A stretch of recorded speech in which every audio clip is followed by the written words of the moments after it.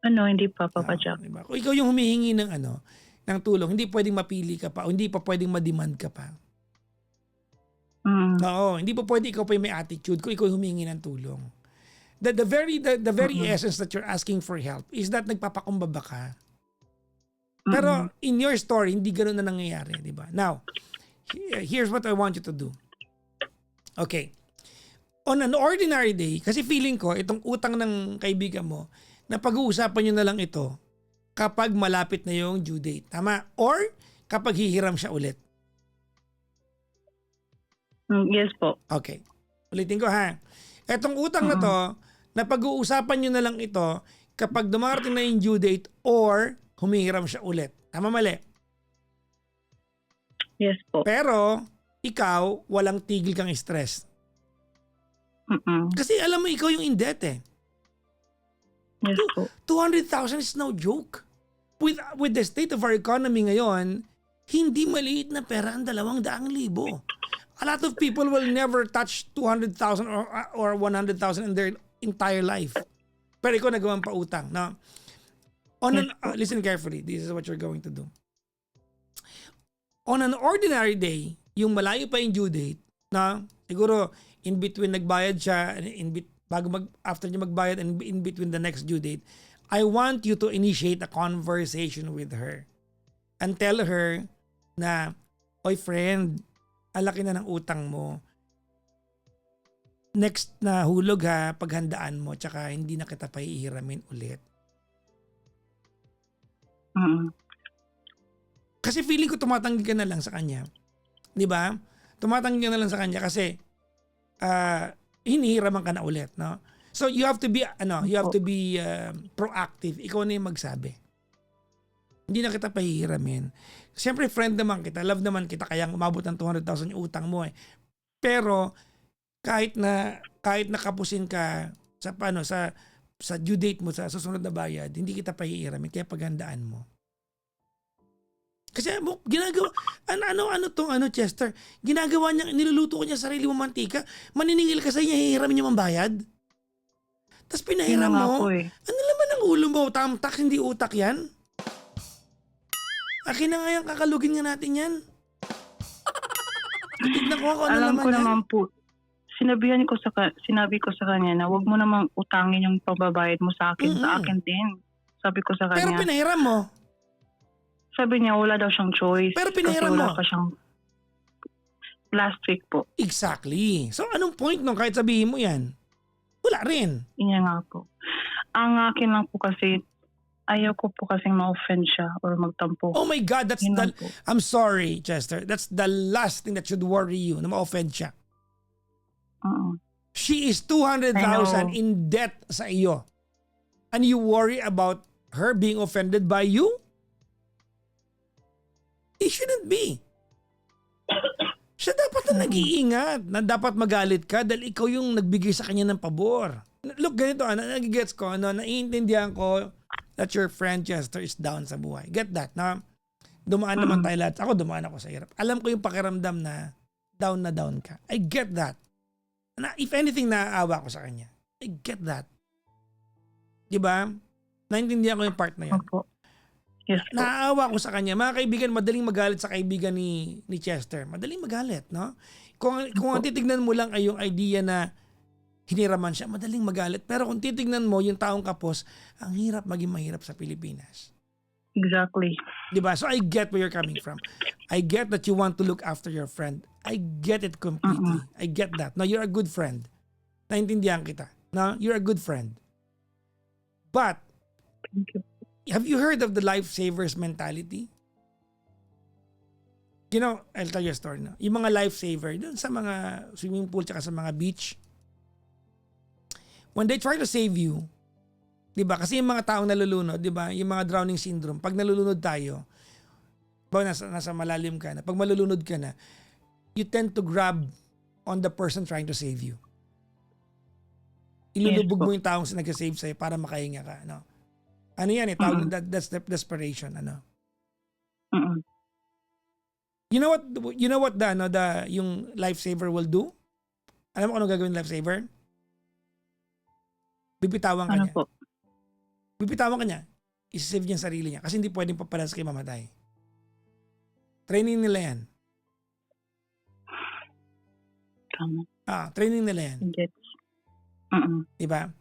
And I think it has a lot to do with what you're going through right now. Now, you're trying to save her by giving her favors na mangutang siya through your name. And you're doing a good job as a friend. Pero hindi po pwedeng lumubog ka dahil lumulubog siya. Okay. You have a husband, you have a kid. Tama, mali? Yes po. Okay, so that's the number one na gagawin mo, ha. On an ordinary day, you have to initiate the conversation. No? Para paghandaan niya. Hindi yung pag malapit na tsaka ka oy sis, bukas na yung bayaran na. No, tsaka kahit malayo pa, kahit not 15 days pa lang, i-remind mo siya. Huwag ka mahiya sa kanya na mag-remind. Sis o kaya friend baka mamaya mangarag ka na naman malayo pa, papangunahan na kita. Hindi kita mapapahiram. Kasi wala na rin kaming emergency fund. Alright? Tsaka ang laki na neto, galit na yung asawa ko. Tsaka wag ka mahiyang sabihin niya, mister mo. Diba? Number 2, I want you to apologize to your husband. Kanina nabanggit mo sa akin nag-aaway kayo, tama? Yes po. Ikaw pa yung may tapang makipag-away? Sumasagot ka pa talaga? Po. Hindi. Okay, buti naman. Kasi mabubusit ako sa'yo. Hindi naman. Alam ko naman kasi kasalanan ko, Papa Jack. Alright. So, I want you to sincerely apologize to your husband kasi your money, his money. Yes. And in practical sense, you sent away his money to another person without him knowing it. And that's not fair. Hindi fair yun. Okay? Yes po. So I want you to tell, when you apologize to your husband, I want you to be honest sa kanya. And this leads to number 3.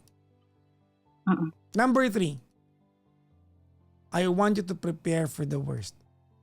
There is a very big chance hindi babalik ang buong 200,000.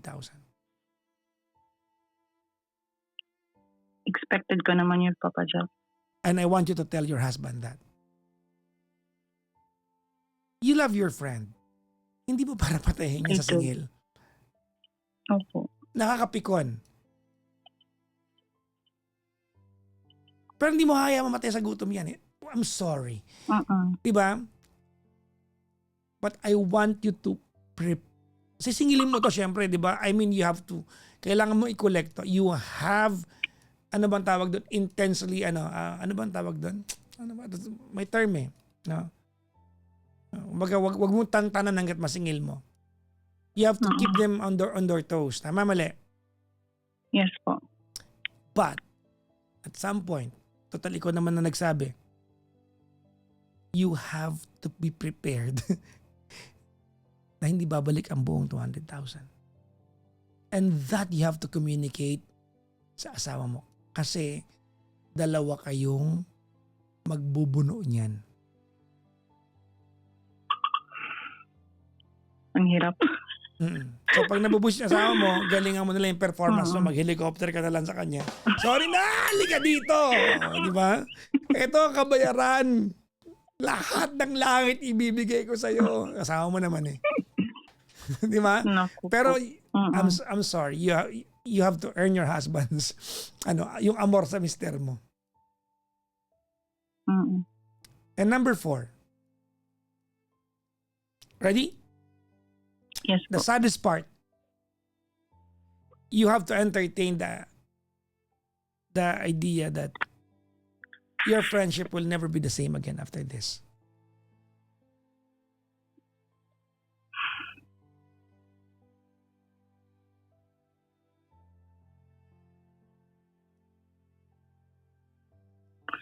Ang hirap naman nun, Papa Jack. Yes. Maniwala ka sa akin. Pag nag-umpisa ka nang magbayad ng utang na hindi mo inutang dahil hindi na siya naghuhulog on time, ikaw mismo maiirita na. Maniwala ka sa akin. meron din naman times, Papa Jack, na naiirita na talaga ako. Like, nagkagalit na ako, Papa Jack. Tapos, pinagsasabihan ko na siya. After naman nun, humingi siya ng tawad sa akin. That's good. Pero Okay naman. darating yung point na pag bawa para sa anak mo nagagalaw mo na imbis na nagmamall kayo, itatabi mo yung ganitong amount para bayaran yung kasi ikaw yung may utang, hindi siya eh. You have to remember, Oo nga. she's not in debt, you are in debt. Kaya nga po.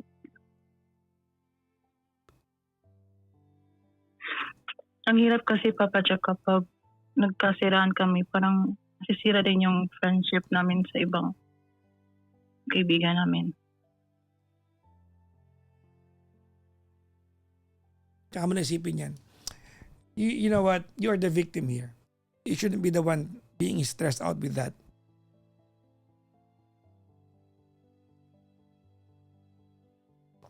Ikaw victim dito. Bakit ikaw na-stress sa bagay na yan? Understood? Yes po. Before we end, Chester, no, I just wanna say, I like your heart. You're a good friend. I just really hope that lahat ng tao sa mundo makatagpo ng kaibigan na kagaya mo. You're really a good friend. To a fault. To a fault.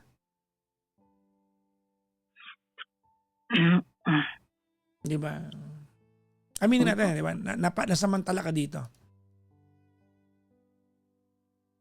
Aminin natin. You might not look at it the way I'm looking at it right now. Pero aminin natin nasamantala ka dito. Di ba? Sana makaahon sa buhay ang kaibigan mo. Sana. No? I'm always praying mo naman po na makaahon siya daw. Sana makaahon siya. Alam mo, nalulungkot na ako kasi hindi ko narinig ever sa kwentuhan natin na tumutulong yung kanyang kinakasamang gumawa ng paraan. Kasi yung husband niya kasi hindi mabuting asawa. Maraming bisyo, walang trabaho. Kaya naawa ako. And in times naman kasi, Papa Jack, kapag need ko ng emotional, like, parang stress Tawagin mo ako. ako. Ha? Emotional ba? Kaya kitang pahiramin. Kaya kitang kausapin tas pahihiramin mo ako. Yun lang ba? Pusang gala, baka mamaya maumay kayo sa akin, uuutahan ko kayo lahat. Emotional ba? I mean, you when you run to a friend because you wanted emotional, tawag nito, relief, you are not supposed to be indebted. Kaya kayo magkaibigan eh. That's primarily your connection, emotion eh.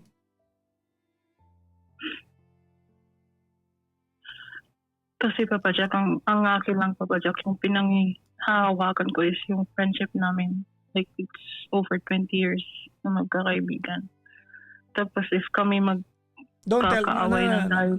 don't tell me that. Kaya ka hindi makasingil eh. Yan lagi eh. Alam mo, ginagaslight mo sarili mo. Maganda eh, maniwala ka sa Kaya sarili mo. nga eh. Very stupid. Don't tell me that. No? Wala akong pakialam. Utang ay utang. Pusang gala talaga. Okay? Opo. Sige na. Thank you po sa advice. Mag-ingat ka ha. Opo. Update kita kapag nabayaran niya lahat po. Para kami na makapangutang sa'yo. Naku po. Wala nang funds. Anyways, Thank you, Papa Jack. maraming salamat. At magandang, ano bang oras ngayon dyan? 4:21. Malamang, parehas tayo. Ano ka ba? Magandang umaga sa iyo, ma'am. Thank you very much po. Good morning po. Thank you. Good God bless morning. po. Bye-bye.